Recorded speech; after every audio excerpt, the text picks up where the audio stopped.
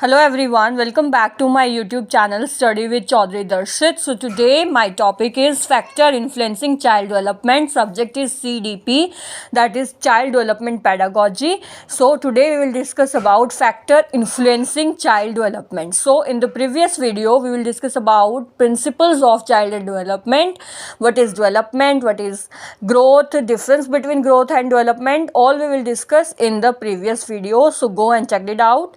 So now my topic is factor influencing child development कि कौन कौन से ऐसे फैक्टर्स होते हैं जो इन्फ्लुएंस करते हैं, प्रभावित करते हैं चाइल्ड डेवलपमेंट को. सो बेसिकली जो चाइल्ड डेवलपमेंट है वो एक ऑन गोइंग प्रोसेस है. ऑन गोइंग से हमारा क्या मतलब हुआ कि ऑन गोइंग का मतलब है कि जब तक जो एडल्टहुड है तब तक एडल्टहुड स्टेज आ जाती है तब तक डेवलपमेंट जो है, ग्रोथ जो है वो होती रहती है. और डेवलपमेंट तो एक लाइफ लॉन्ग प्रोसेस है ही. तो ये जो है एक ऑन गोइंग प्रोसेस है, यानी कि निरंतर चलने वाली एक प्रक्रिया है जो कि होती ही रहती है. और ये जो है तब तक होती है जब तक बच्चे की जो ग्रोथ है वो अच्छे से ना हो जाए. और डेवलपमेंट जो है हमें पता ही है कि ये एक लाइफ लॉन्ग प्रोसेस है. तो ये सारे जो फैक्टर्स हैं ये कैसे कैसे जो है उस डेवलपमेंट को अफेक्ट करते हैं उसको हम पढ़ेंगे. तो बेसिकली दो टाइप के फैक्टर्स होते हैं जो क्या करते हैं, चाइल्ड डेवलपमेंट को इन्फ्लुएंस करते हैं. और वो दो फैक्टर कौन कौन से हैं, इंटरनल फैक्टर हैं और एक्सटर्नल फैक्टर. यानी कि जो इंटरनल फैक्टर्स और एक्सटर्नल फैक्टर्स जो हैं वो कैसे कैसे जो है चाइल्ड डेवलपमेंट को इन्फ्लुएंस करते हैं, प्रभावित करते हैं, उसके बारे में पढ़ेंगे हम. सबसे पहले हम पढ़ेंगे इंटरनल फैक्टर के बारे में. So in the internal factors there are 4 type of factors. यानी कि internal factors में क्या क्या include है, 4 टाइप के factors, that is heredity, physical, intelligence and emotional. तो ये जो 4 टाइप के फैक्टर हैं ये किसके अंदर आते हैं, इंटरनल फैक्टर्स के अंदर आते हैं. तो सबसे पहले जो है हम पढ़ेंगे हेरिडिटी. हेरिडिटी क्या होती है. हेरिडिटी क्या है कि जैसे भी हाइट है, वेट है किसी का, या बॉडी जो है, बॉडी की जो शेप है, बॉडी की जो डेवलपमेंट है वो जनरली किस पे डिपेंड करती है, हेरिडिटी पे डिपेंड करती है. यानी कि जो पेरेंट्स से प्रोजेनी में जो भी कैरेक्टरिस्टिक्स जाते हैं, जो भी गुणधर्म जाते हैं, उसको हम क्या बोलते हैं, हेरिडिटी की. कई बार कहते हैं कि जो ब्लू आइज़ हैं ये इनकी हेरिडिटिकल है या जेनेटिकल है, ये जो है पीढ़ियों से चली आ रही है, इसके जीन्स में है. जो हाइट है, वेट है या बॉडी बिल्ड है of a child largely depend on the genetical factor that means heredity. It means that, इसका क्या मतलब हुआ कि जो जेनेटिक मटेरियल है जो ऑपरेट होता है through out entire period of growth, वो बेसिकली किस पे डिपेंड करता है, जेनेटिकल फैक्टर पे डिपेंड करता है. तो हेरिडिटी जो है, जो जेनेटिकल फैक्टर है वो क्या करता है, इन्फ्लुएंस कर देता है द ग्रोथ रेट को ऑफ अर्ली मैच्योर्स और लेट मैच्योर्स, की जो बच्चा है वो जल्दी मैच्योर होगा या लेट मैच्योर होगा. तो जो जेनेटिक फैक्टर्स है वो एक लीडिंग रोल प्ले करता है, या फिर हम कह सकते हैं एक बहुत इंपॉर्टेंट रोल प्ले करता है बच्चे की ग्रोथ एंड डेवलपमेंट में. लेकिन ये फैक्टर जो है ग्रोथ और डेवलपमेंट को इन्फ्लुएंस भी करता है कि भाई उसकी पीढ़ी जो है वो कैसी चलती आ रही है. कुछ बच्चे जो हैं वो जल्दी से जो है अपना डेवलपमेंट और ग्रोथ कर लेते हैं, और कुछ जो है वो लेट करते हैं. कुछ बच्चे जल्दी बोल पड़ते हैं, कुछ बच्चे लेट बोलते हैं, कुछ बच्चे जो है वॉकिंग क्रॉलिंग जल्दी स्टार्ट कर देते हैं, कुछ लेट करते हैं. तो ये बेसिकली किस पे डिपेंड करता है, हेरिडिटी फैक्टर पे डिपेंड करता है. और जो हेरिडिटी है यानी कि जीन्स हैं, जो जेनेटिकल फैक्टर है, ये जो है कैसे ये जो है इन्फ्लुएंस करते हैं बच्चों के डेवलपमेंट को, चाइल्ड डेवलपमेंट को. और इन्हीं जेनेटिक फैक्टर्स की वजह से जो है डिफरेंस आ जाता है मेल और फीमेल पैटर्न ऑफ ग्रोथ में भी. मेल और फीमेल जो उनके ग्रोथ पैटर्न है उसमें भी जो हेरिडिटी है वो एक इम्पॉर्टेंट रोल प्ले करती है. नेक्स्ट हम बात करेंगे फिजिकल फैक्टर की. फिजिकल फैक्टर्स जो है वो भी इन्फ्लुएंस करते हैं कुछ एस्पेक्ट तक चाइल्ड डेवलपमेंट को अलग अलग तरीक़ों से. जैसे कि जो फिजिकल इन्फ्लुएंस है चाइल्ड डेवलपमेंट में, वो क्या होता है, इजी टू कंट्रोल होता है, उन्हें हम कंट्रोल कर सकते हैं, जो है उनमें हम डेवलपमेंट करके या उनको जो है बार बार जो है अभ्यास करके वी कैन से कि हम जो है इस फैक्टर को जो है काफ़ी हद तक कंट्रोल कर सकते हैं।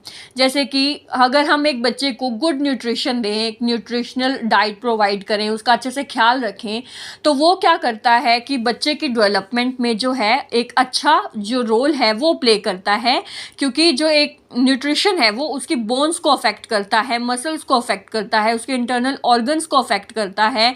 बच्चे की जो दिनचर्या है, उसकी जो फिजिकल एक्टिविटीज़ है जो है वो सारी किस पे डिपेंड करती है, उसके डेवलपमेंट पे डिपेंड करती है और उसके फिजिकल डेवलपमेंट पे डिपेंड करती है।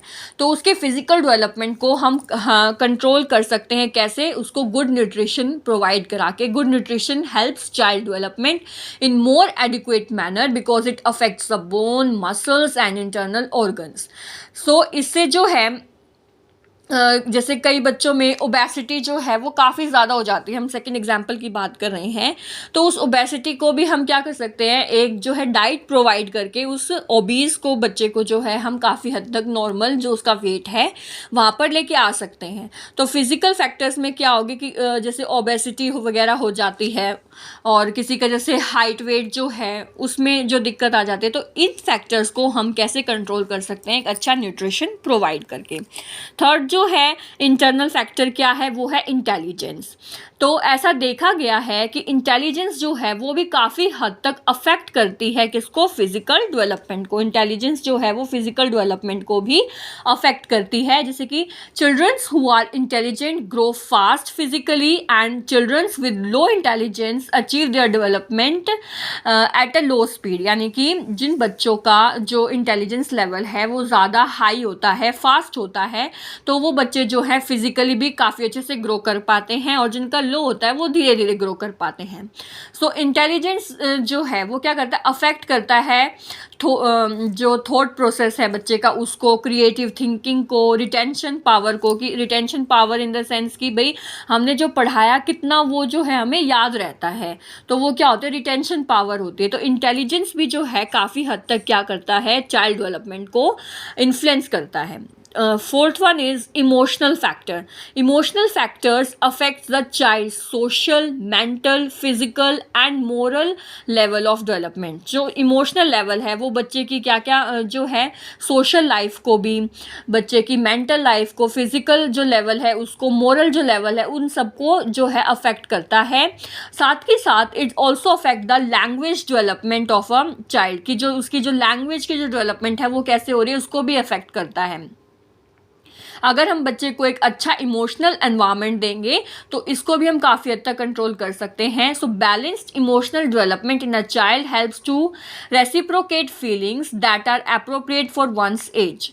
कि अगर हम उनको अच्छे से जो है एक इमोशनल एनवायरनमेंट दें, उनको इमोशनली सपोर्ट करें, तो हम इसको भी काफ़ी हद तक जो है कंट्रोल कर सकते हैं। और बच्चों के लिए जो है वो काफ़ी इजी हो जाता है और एक ये ईजियर मेथड हो जाता है कि वो लर्न कर सके, अपने इमोशंस को रेगुलेट कर सके, रिस्पॉन्ड कर सके अपना अच्छे से अपने एनवायरनमेंट में दूसरे लोगों के साथ एक पॉजिटिव मैनर में। तो ये सारे जो फैक्टर्स थे वो थे क्या थे, इंटरनल फैक्टर्स। अब हम बात करेंगे एक्सटर्नल फैक्टर्स की। सो जो एक्सटर्नल फैक्टर्स हैं जो चाइल्ड डेवलपमेंट को इन्फ्लुएंस करते हैं उनमें कौन कौन से आ गए, family, physical environment and socio economic condition. So जब हम बात करते हैं एक्सटर्नल फैक्टर्स की तो यहाँ पर तीन टाइप के जो फैक्टर्स हैं इसमें इंक्लूड होते हैं, that is family, physical environment and socio economic condition. So family जो है वो भी एक इम्पॉर्टेंट रोल प्ले करती है चाइल्ड डेवलपमेंट को इन्फ्लुएंस करने में। सो फैमिली जो है एक बहुत इम्पॉर्टेंट रोल जो है वो प्ले करती है एक बच्चे को शेप अप करने में, भाई उसको हम कैसा इंसान बना रहे हैं वो सब जो है उसमें एक जो फैमिली है वो एक बहुत ज़्यादा इम्पॉर्टेंट रोल जो है वो प्ले करती है। फैमिली कैसे इम्पॉर्टेंट रोल प्ले करती है, जो बच्चे और पेरेंट्स के बीच में, ग्रैंड पेरेंट्स के बीच में बॉन्ड होता है वो बच्चों की प्रॉपर डेवलपमेंट में हेल्प करता है। A bigger family tends to give moral values and education as well as support to the child, while a small family makes the child independent. कि अगर जो एक बड़ी फैमिली में बच्चा रहता है तो वो उसको मोरल वैल्यूज़ जो हैं, जो एजुकेशन है उसको उसमें सपोर्ट करते हैं, और जो बच्चा स्मॉल फैमिली में रहता है उसमें बच्चे जो वो इंडिपेंडेंट हो जाते हैं, क्योंकि जो दोनों मेल फीमेल पार्टनर हैं वो ज़्यादातर इन्वॉल्व होते हैं अपने जॉब्स में, तो बच्चा जो है उसमें इंडिपेंडेंट हो जाता है। लेकिन दोनों ही फैमिलीज़ में बच्चा जो है उसकी डेवलपमेंट हो रही है, लेकिन उसको कैसे अफेक्ट करते हैं वो ऐसी कंडीशंस हो जाती हैं जैसे कि उसको स्ट्रेसफुल फैमिली एनवायरनमेंट प्रोवाइड कर दिया, ब्रोकन फैमिलीज़ हो गई, जैसे मदर फादर में लड़ाई झगड़े हो रहे हैं, फैमिली का एनवायरनमेंट अच्छा नहीं है, तो उस कंडीशन में बच्चे की जो लर्निंग डिसेबिलिटीज़ हैं वो होने लग जाते हैं, उसका इमोशनल जो सोशल डेवलपमेंट है वो अफेक्ट हो जाता है बहुत नेगेटिवली। तो वहाँ पर जो फैमिली है वो एक इम्पॉर्टेंट रोल प्ले करती है चाइल्ड डेवलपमेंट को इन्फ्लुएंस करने में। ठीक है, नेक्स्ट है हमारा physical environment. Physical environment is the environment in which child grows up, in which जो affect his mental, emotional and physical development. तो फिजिकल एनवायरनमेंट क्या है? वो एनवायरनमेंट जिसमें बच्चा ग्रो करता है, और साथ के साथ वो फिजिकल एनवायरनमेंट जो बच्चे की मेंटल, इमोशनल और फिजिकल डेवलपमेंट को अफेक्ट करती है। जैसे कि फिजिकल एनवायरनमेंट, जैसे कि पॉल्यूशन हो गया, नॉइस लेवल हो गया, ओवर क्राउडिंग होगी, और हाउसिंग और जो नेबरहुड जो है वो अच्छा नहीं हुआ, तो ये जो है बच्चे की चाइल्ड डेवलपमेंट में जो है एक इम्पॉर्टेंट रोल प्ले करते हैं। जो पॉल्यूशन है हमें पता है वो बच्चों की हेल्थ को अफेक्ट करते हैं, और जैसे पेरेंट जो है अगर वो क्राउडेड होम्स में रहते हैं तो वो are less responsive to the needs of the children, वहाँ पर बच्चों की जो है जो बच्चों की जो नीड्स हैं वो पूरी नहीं हो पाती हैं, नेबरहुड अच्छा नहीं होता है, तो जैसे बच्चे को हम शेप अप करना चाह रहे हैं, बिहेवियर जो है उसका वो अफेक्ट होता है। तो फिजिकल एनवायरनमेंट जो है ऐसे इन्फ्लुएंस करता है चाइल्ड डेवलपमेंट को। Next, socio economic condition. Social and economic condition in which the child grows up is a major factor for that influencing child development. So a well-to-do family is able to send their children to private school, यानी कि एक जो अच्छी family है, well-to-do family है, वो अपने बच्चे को सक्षम होते हैं कि वो उन्हें प्राइवेट स्कूल में भेजें, जिसमें जो है उनकी जो हॉबीज़ हैं, मान लो किसी को फुटबॉल खेलना है, किसी को क्रिकेट खेलना है, उसमें भेज देते हैं, उनको अलग अलग वोकेशनल ट्रिप्स में भेज देते हैं, जहाँ पर जो बच्चे हैं नए एक्सपीरियंस सीखते हैं, कुछ ना कुछ क्रिएटिविटी सीखते हैं, जिससे बच्चे की जो कॉग्निटिव है, फिजिकल है, सोशल स्किल्स हैं वो ज़्यादा से ज़्यादा डेवलप होती हैं। लेकिन अगर यही बच्चे जो हैं एक लेस फॉर्चुनेट बैकग्राउंड से आए, हम कह सकें, यानी कि एक सोशो इकोनॉमिक वीकर सेक्शन से आए, तो वहाँ पर बच्चे की जो है ज़्यादातर जो हम कह सकते हैं कि थोड़ा बहुत मैनेज करना पड़ता है बच्चों को, भाई उनको क्रिकेट सीखना है तो नहीं अफोर्ड कर पाते हैं, तो वहाँ पर जो बच्चे की जो ग्रोथ है वो अफेक्ट करती है। कई बार जो है डिप्रेशन होने लग जाता है बच्चों को, स्ट्रेस की वजह से, कि भाई लैक ऑफ मोटिवेशन जो है उसकी वजह से भी जो बच्चे की जो कॉग्निटिव है, सोशल जो डेवलपमेंट है वो काफ़ी हद तक अफेक्ट करती है। सो ये सारे जो फैक्टर्स थे ये क्या करते हैं, इन्फ्लुएंस करते हैं चाइल्ड डेवलपमेंट को। That's for all, thanks for watching. For more updates please like, share and subscribe my YouTube channel.